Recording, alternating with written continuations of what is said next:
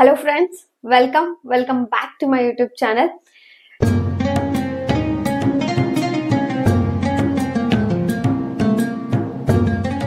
ಇವತ್ತಿನ ವಿಡಿಯೋ ಒಳಗ UPSC age limit related ಒಂದು ಅಪ್ಡೇಟ್ ಐತಿ, ಅದರ ಬಗ್ಗೆ ಡಿಸ್ಕಷನ್ ನ ಮಾಡೋನು. ಸೊ ಇನ್ನವರೆಗೂ ನನ್ನ ಚಾನಲ್ಗೆ ಯಾರು ಸಬ್ಸ್ಕ್ರೈಬ್ ಆಗಿಲ್ಲ, ದಯವಿಟ್ಟು ಚಾನಲ್ಗೆ ಸಬ್ಸ್ಕ್ರೈಬ್ ಆಗ್ರಿ ಮತ್ತ ಸಪೋರ್ಟ್ ಮಾಡ್ರಿ.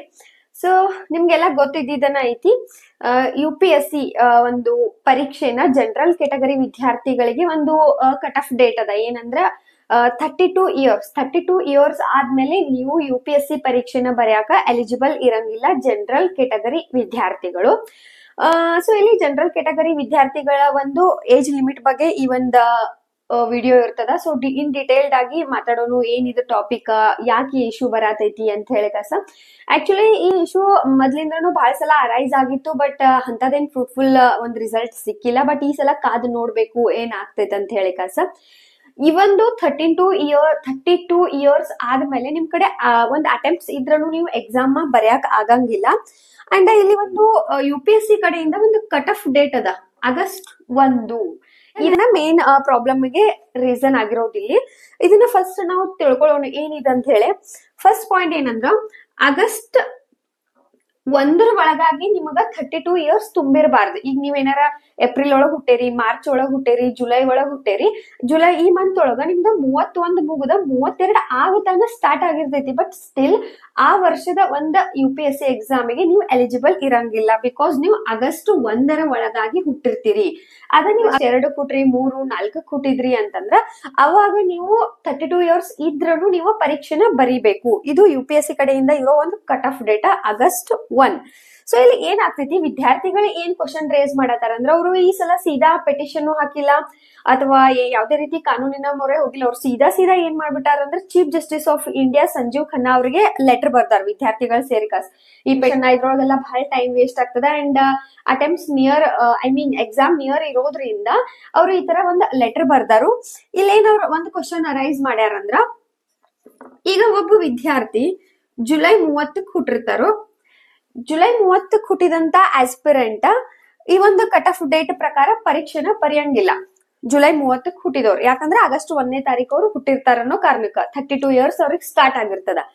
ಬಟ್ ಆಗಸ್ಟ್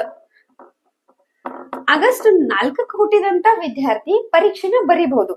ಸೊ ಇಲ್ಲಿ ಡಿಫ್ರೆನ್ಸ್ ಅಷ್ಟದ 5 ದಿನ, 4ರಿಂದ ಬರೀ 5 ದಿನದ ಡಿಫ್ರೆನ್ಸ್ ಅದ ಇಲ್ಲಿ. ಸೊ ಇಲ್ಲಿ ಒಂದು ಡಿಸ್ಕ್ರಿಮಿನೇಷನ್ ಆಗ್ತದ ವಿದ್ಯಾರ್ಥಿಗಳ ಮಧ್ಯೆ. ಜುಲೈ 30 ಅವರಿಗೆ 31 ಮುಗಿದು 32 ಸ್ಟಾರ್ಟ್ ಆಗಿರ್ತದ, ಬಟ್ ಅವ್ರಿಗೆ ಬರೆಯಕ್ ಅಲಾವ್ ಇಲ್ಲ. ಬಟ್ August 4 ಹುಟ್ಟಿದಂತ ವಿದ್ಯಾರ್ಥಿಗಳಿಗೆ ಅಲಾವ್ ಅದ. ಸೊ ಅದರ ಪ್ರಕಾರ ಏನಾಗ್ತೈತೆ ಅಂದ್ರೆ, ವಿದ್ಯಾರ್ಥಿಗಳ ಜೊತೆ ಡಿಸ್ಕ್ರಿಮಿನೇಷನ್ ಆಗ್ತದ ಅಂತ ಹೇಳಿ ಕಸ ವಿದ್ಯಾರ್ಥಿಗಳು ಒಂದ್ ಲೆಟರ್ ನ ಬರ್ದಾರ. ಆಸ್ಪಿರೆಂಟ್ಸ್ ಯಾರ್ಯಾರು ಪ್ರಿಪೇರ್ ಆಗತ್ತಾರಲ್ಲ ಅವರು ಒಂದಷ್ಟು ಜನ. ಸೊ ಆರ್ಟಿಕಲ್ 21 ಪ್ರಕಾರ right to life and dignity ಉಲ್ಲಂಘನೆ ಆಗ್ತದ. ಅಂಡ್ ಆರ್ಟಿಕಲ್ 16 ಪ್ರಕಾರ equal opportunity in public service. So ಈ ಎರಡು ಒಂದು ರೈಟ್ಸ್ ದ ಉಲ್ಲಂಘನೆ ಆಗತೈತಿ ನಮ್ದ. ಸೊ ವಿದ್ಯಾರ್ಥಿಗಳಿಗೆ ನಮಗ್ ಅನ್ಯಾಯ ಆಗತೈತಿ. ಸಮಾನತೆ ಅಂತ ಹೇಳ್ತೀರಿ, ನಮಗ್ ಸಮಾನತೆ ಅನ್ನೋದನ್ನ ಸಿಗುವತ್ತು.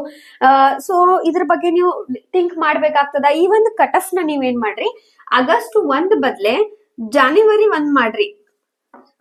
January 1 ಈ ಕಟ್ ಆಫ್ ನ ಸೆಟ್ ಮಾಡ್ರಿ ಅಂತ ಹೇಳಿ ಈ ಒಂದು ವಿದ್ಯಾರ್ಥಿಗಳು ಒಂದು ಲೆಟರ್ ನ ಬರ್ದಾರು ಚೀಫ್ ಜಸ್ಟಿಸ್ ಆಫ್ ಇಂಡಿಯಾ ಅವರಿಗೆ.